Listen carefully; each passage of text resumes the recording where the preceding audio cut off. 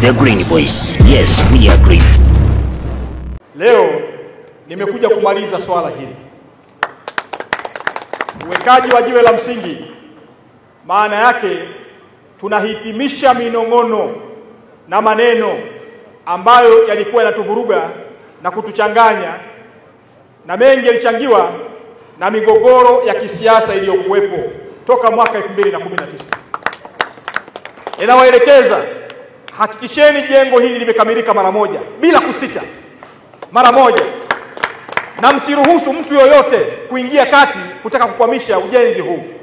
Maana yake leo nimehitimisha migogoro iliyokuwepo, tumehitimisha leo, na sitegemei kuibuka kwa mtu mwingine kuwakwamisha kwa kuwavuta shati kwa maslahi yake mwenyewe, sitegemei. Na akitokea mtu yoyote, chukueni hatua bila kujali ni nani.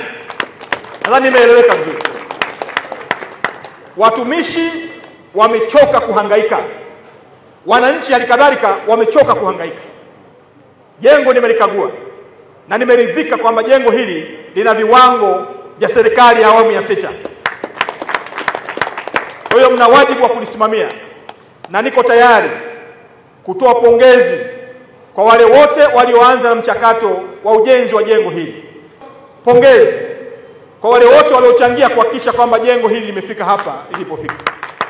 Aliyekuwa mkurugenzi wa jiji na timu nzima, wale walioshiriki kuhakikisha kwamba jengo hili limefika kwenye hatua hii. Kwa hiyo ninawapongeza sana. Ni matarajio yangu ifikapo mwezi wa 7 tutakuwa tumepiga hatua sana, na pengine madiwani watakao kwenda kuanza baada ya uchaguzi watalitumia jengo hili likiwa limekamilika, jengo zuri, na wananchi wataendelea kulitumia jengo hili likiwa katika hali nzuri. Wataalamu wametuambia huu sasa ni mwaka wangapi toka 2019? Karibu mwaka wa 5.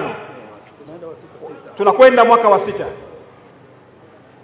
Kumekuwepo na sintofahamu iliyochangiwa na migogoro ya wanasiasa ambao imepelekea jengo hili kuchelewa kukamilika. Sasa mimi nichukue fursa hii kumpongeza mkuu wa mkoa Mheshimiwa Makonda, na kupongeza sana. Mkuu wa mkoa wa sasa ni mkuu wa mkoa wa 4 tangu jengo hili lianze kujengwa, ni mkuu wa mkoa wa 4. Ina maana kila mmoja alikuwa anajaribu akitaka kukwamua migogoro ya kisiasa inaanza, na walikuwa wanatengeneza migogoro walikuwa wananufaika nayo, huku wananchi wanahangaika, huku watumishi wanasota. Sasa hili nakupongeza kwa sababu umeamua kukwamua changamoto iliyodumu kwa zaidi ya miaka 5, miaka 6. Nakupongeza sana. Umeyafanya haya kwa maslahi ya wananchi, umeyafanya haya kwa maslahi ya watumishi wa jiji letu la Arusha. Hongera sana, tumpigie makofi mengi. Mheshimiwa Waziri, mimi nimshukuru Mungu, lakini pili ni kushukuru wewe. Umekuja mahali hapa umesema leo umekuja kukata mzizi wa fitna, lakini kiuhalisia Mheshimiwa Waziri, mzizi wa fitna uliikatia siku ile pale bungeni Dodoma. Bahati nzuri mimi Mheshimiwa Waziri nilikuwepo ukipambana na mtu ambaye ametufikisha hapa. Bila wewe Mheshimiwa Waziri, pengine leo tungekuwa na special audit hapa.